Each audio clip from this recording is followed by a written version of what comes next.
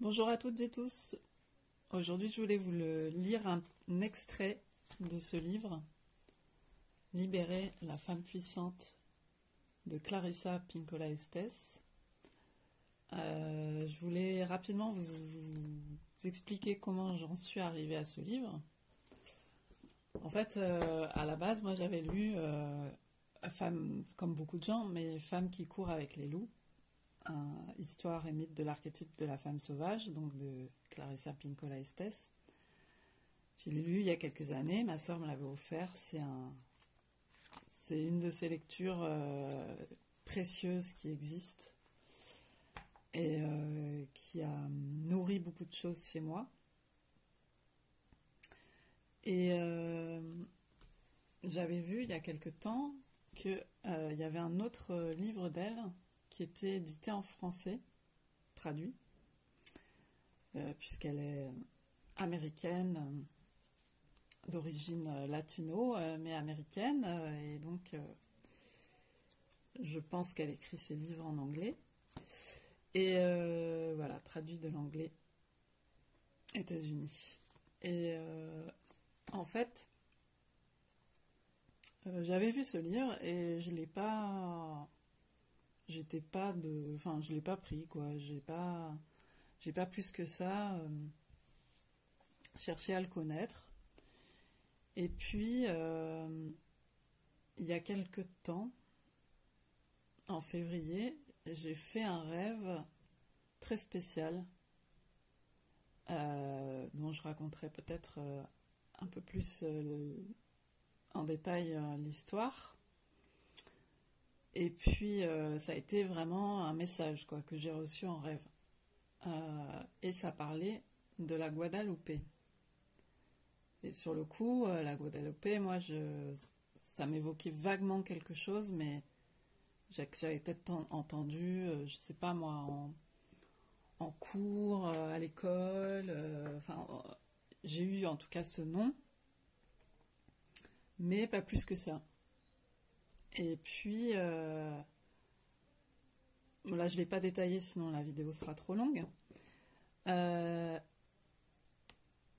Et puis en fait, là il y a quelques jours, il y avait une interview de Linné in the Moon par La Fée Lumière sur Instagram.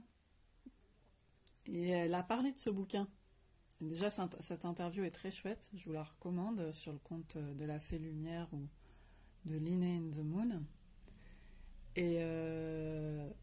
Et d'un coup, ça, comme je l'avais déjà vu ce bouquin, ça a attisé ma curiosité.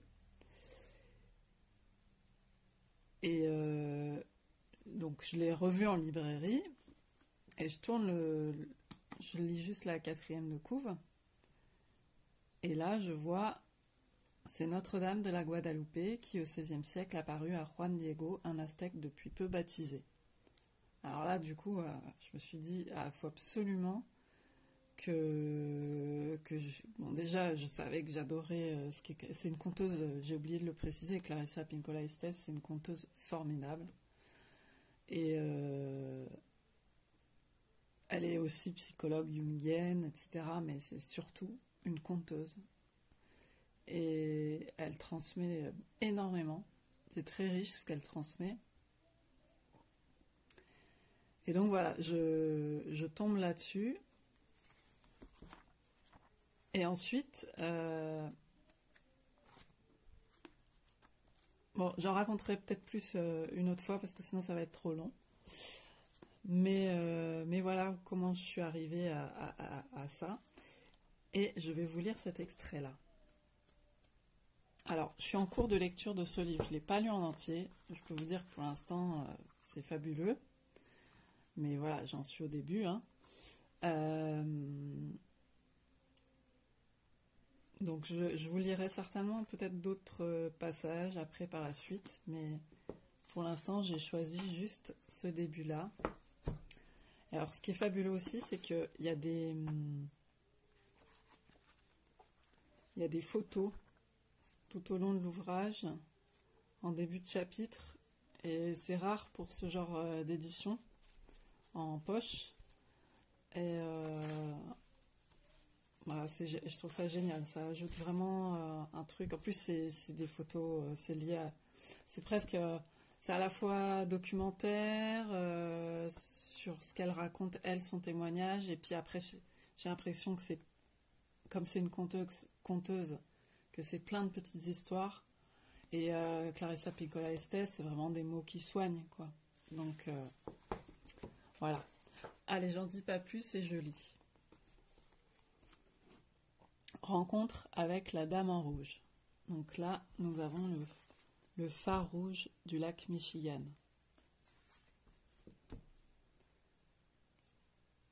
La première fois que j'ai vu ton visage. Nous nous rendions à un endroit qui s'appelait un lac et j'étais folle de joie. À 4 ans, j'étais déjà trop grande pour aller toute nue et je devais porter des vêtements qui me grattaient.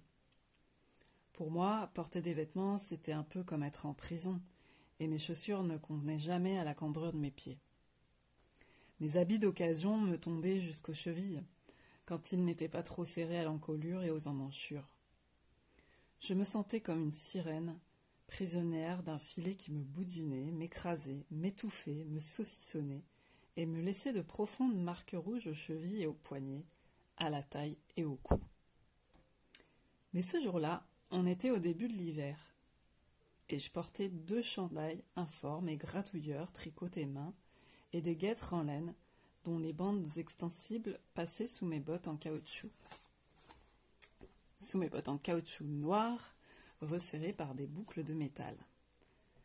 J'étais en outre engoncée dans un gros manteau marron qui tournoyait autour de mes bottes, et mes cheveux flous étaient pris dans l'élastique d'un chapeau trop petit.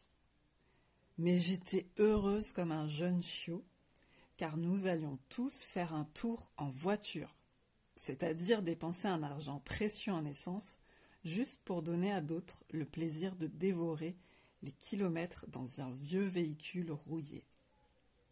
Cette fois, nous irions vite, afin que notre oncle puisse montrer fièrement la nouvelle vieille guimbarde aux 4 pneus dépareillés qu'il avait gagnée en jouant au poker avec d'autres immigrants dans une salle enfumée. On a donc filé jusqu'au lac Michigan, une mer intérieure proche du village de 600 âmes où nous vivions dans des maisons de pêcheurs, c'est-à-dire 4 petites pièces formant un carré. Arrivés au bord de l'eau, nous sommes descendus de voiture. Il faisait encore plus froid, et au bout d'un moment, tous ont eu les joues et le nez aussi rouges que s'ils les avaient frottés avec du jus de cerise. Avec leurs dents en or, cela ne manquait pas d'allure. J'étais la seule enfant, et tandis que les adultes trinquaient avec des petits verres ébréchés remplis d'un liquide ambré, que leur rire résonnait sur les hautes falaises dominant le lac où se couchait le soleil, et que le vent glacé emportait les mots qui sortaient de leur bouche avec de la buée, je leur ai faussé compagnie. J'ai descendu les 3 volets de marche d'un escalier en béton en m'accrochant à la rampe de fer bien plus haute que moi. Un pied sur une marche, puis l'autre sur la même, et ainsi de suite jusqu'au sable humide et brun. C'était la première fois que je voyais une vaste étendue d'eau depuis que j'étais sortie du ventre maternel. Dans le couchant, les vagues du lac Michigan ressemblaient à de gros rouleaux de dentelle jaune et rouge qui venaient se briser sur la rive. Mais une dentelle qui aurait eu assez de force pour charrier épaves et troncs d'arbres, les précipiter sur la plage et les reprendre ensuite avec délicatesse, en un mouvement perpétuel. Mes grands-mères avaient l'habitude de filer de la dentelle avec ce qui me semblait être des centaines de bobines et de fils. Et quand j'ai vu l'écume sur la crête des vagues, j'ai eu envie de plonger dans les profondeurs du lac, car, pensais-je, il devait s'y trouver des vieilles femmes, des créatures aquatiques, en train de réaliser cette dentelle rouge et jaune. Les bras ouverts, je me suis donc avancée dans l'eau glacée, qui a aussitôt rempli mes bottes en caoutchouc. J'avais l'impression qu'un esprit du lac essayait de m'arracher les jambes. Et c'est alors que je l'ai vue, la dame de l'eau venant vers moi, avec derrière elle le soleil couchant, tandis qu'au-dessus de sa tête, un oiseau blanc, un esprit saint, traversait le ciel où, déjà, un croissant de lune apparaissait parmi les nuages jaunes. Elle était vêtue d'un grand manteau rouge pailleté d'or et portait sur la tête une magnifique couronne dorée. Je ne peux expliquer ce que j'ai ressenti à cet instant. C'était comme si je retrouvais une parente bien-aimée, perdue de vue depuis longtemps et qui m'aurait beaucoup manqué. J'étais si heureuse que j'ai voulu courir dans l'eau à sa rencontre, mais elle m'a crié « Non, n'avance pas! C'est moi qui vais courir derrière toi. Fais demi-tour, éloigne-toi. » J'avais compris. Elle jouait à un jeu. Dans un éclat de rire, je suis repartie vers le bord avant l'arrivée de la vague suivante, titubant dans mes bottes alourdies, tombant mains en avant dans l'eau qui m'arrivait aux narines, buvant la tasse, mais réussissant à me relever. Et j'ai couru vers la terre ferme, en m'efforçant de reprendre mon souffle malgré le froid glacial, mais sans cesser de rire et de me retourner pour voir si la dame allait me rattraper. Effectivement, elle courait après moi, penchée en avant et agitait les mains comme si elle chassait un oison. J'ai couru de plus belle, de plus en plus gelée, de plus en plus vacillante, toujours riant, comme si j'étais saoule, et je me suis effondrée sur le sable, puis remise sur mes pieds, tandis que la dame derrière moi me pourchassait jusque sur le sable humide, loin de l'eau, jusqu'au grand escalier de béton. J'ai levé les yeux, et j'ai vu mes proches qui dévalaient les marches. Les hommes moustachus, les femmes avec leurs petits sacs qui ballottaient. Un peu plus tôt, il m'avait semblé les entendre crier « Non, non !» à quelqu'un. Or maintenant, leur voix me parvenait avec netteté et elles s'adressaient à moi, à la fois rude et cajoleuse. « Oui, oui, viens, dépêche-toi, allez vite !» Je me souviens d'avoir été soulevée du sol, empoignée par le bras, et la manche de mon manteau avec une telle précipitation que ça m'a laissé un bleu douloureux, puis on m'a frappé fort pour avoir tenté de courir dans l'eau, ont-ils dit. Je me suis mise à pleurer, transie de froid et parcourue de frissons. Quelqu'un m'a coincée sous son bras comme un fagot secoué de sanglots, et j'ai remonté ainsi les marches, aveuglée par les larmes, ouvrant et refermant les doigts, les bras tendus vers la grande mer, lac Michigan, à qui j'ai crié « Madame, madame !» On m'a punie en me posant sans ménagement sur le sombre siège arrière de la voiture, prisonnière à l'isolement.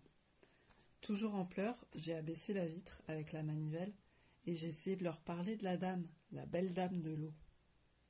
Puis plusieurs personnes se sont engouffrées à l'arrière, m'ont arraché mes habits trempés et m'ont enveloppé dans une couverture foncée qui sentait l'huile de moteur.